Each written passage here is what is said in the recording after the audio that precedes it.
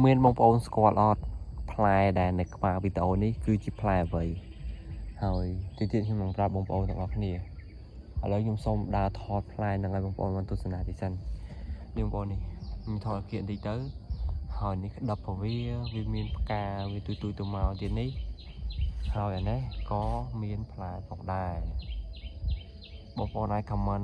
ទស្សន៍ទាយតិចមើលថាខ្ញុំកំពុងតែថតផ្លែអ្វីបងប្អូនសម្រាប់អ្នកតាមដានវីដេអូខ្ញុំពីមុនមកប្រហែលជាធ្លាប់បានស្គាល់បានដឹងហើយថានេះគឺជាផ្លែអ្វី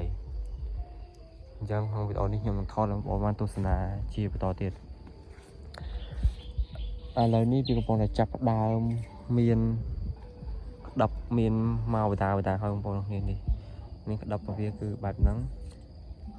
ហើយនេះទៀតយ៉ាងហ្នឹងរាល់វីដេអូរបស់ខ្ញុំតែងតែចែករំលែកបងប្អូនបានទស្សនាបានឃើញអ្វីដែលជាដំណាំធម្មជាតិបែបស្រុកស្រែចម្ការហើយក៏ជាលក្ខណៈកំសាន្តបងប្អូនបានទស្សនាផងដែរនេះឥឡូវយើងចូលមកណាតិចអានេះស្វាយបងប្អូនហ្នឹងហើយខ្ញុំនឹងប្រាប់បងប្អូននៅក្នុងវីដេអូនេះតែម្ដង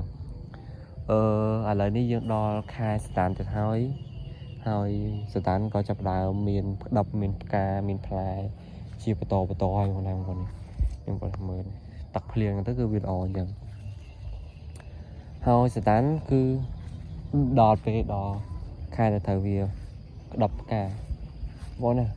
ខោផ្ទះខ្ញុំសិតតែសតានបងប្អូននោះឃើញសតានខាងនោះក៏មានសតានខាងនោះក៏មានសតានមានជែកមានសតាន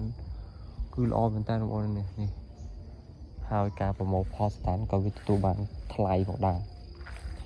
ឥឡូវខ្ញុំថតឲ្យនឹងបងប្អូនមើលថាវាក្តាប់វាមិន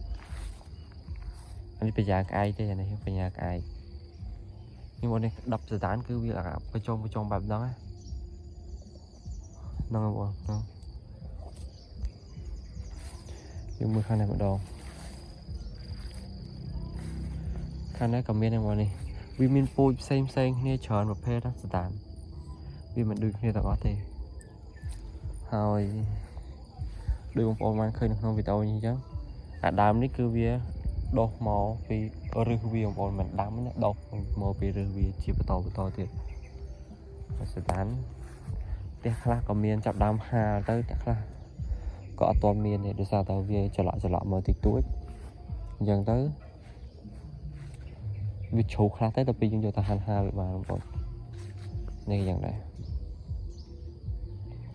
នៅពេលដែលវាមានក្តាប់មានផ្កាអញ្ចឹងវា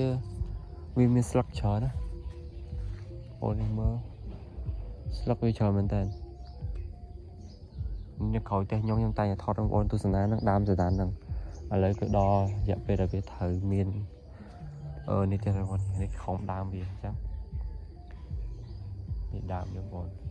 យើងទៅមើលទៅលើទៅគឺវាយ៉ាងដើមវាមិនសូវខ្ពស់ប៉ុន្មានទេ5 6 7ម៉ែត្រអត់ដល់10ម៉ែត្រទេតែដើមខ្លះអាចដល់ដោយសារយូរចាស់ឆ្នាំណាអញ្ចឹងក្នុងវីដេអូខ្ញុំមានតែប៉ុណ្្នឹងហើយឲ្យបងប្អូនទស្សនាតើដើមសតានវាមិនបែបមិនបងជួយចុច Subscribe និង Like Comment នៅរាល់វីដេអូខ្ញុំអ្នកមកផងបាទសូមអរគុណ